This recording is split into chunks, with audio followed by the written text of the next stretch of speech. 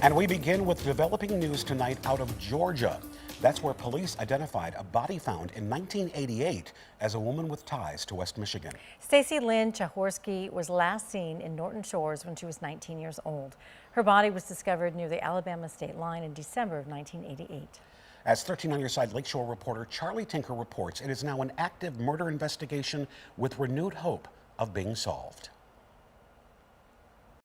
Yeah, keep in mind, until about last week, investigators had no idea who this woman was. Since about the late 1980s, she had been identified only as Jane Doe when law enforcement found her on the side of that Georgia freeway. And that by itself, having that positive identification, could be a major step forward toward closing this case. Now that they have that positive ID and can say we have proof positive this is Stacey Lyn Chahorski, detectives can begin to pull those pieces of the puzzle into their investigation, use them to drive new leads, and the hope is new suspects that can be definitively tied to her murder. One of the biggest question marks out there right now is what happened between Chahorski's last contact with mom. That was in September. This is in 1988, and December of the same year when police found her body in Georgia. Now, that last contact, she called, said she was in North Carolina, would be on her way to Flint, and then Muskegon.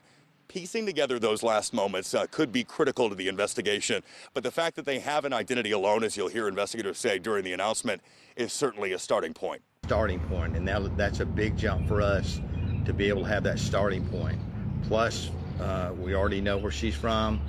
Norton Shores has done a lot of work on this case through the years, just like we have.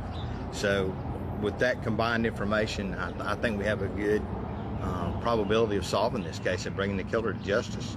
Now, Norton Shores police couldn't go on camera. They told me they wanted to complement the efforts of investigators in both states, not compromise them with information that may factor into the search for Stacey's killer.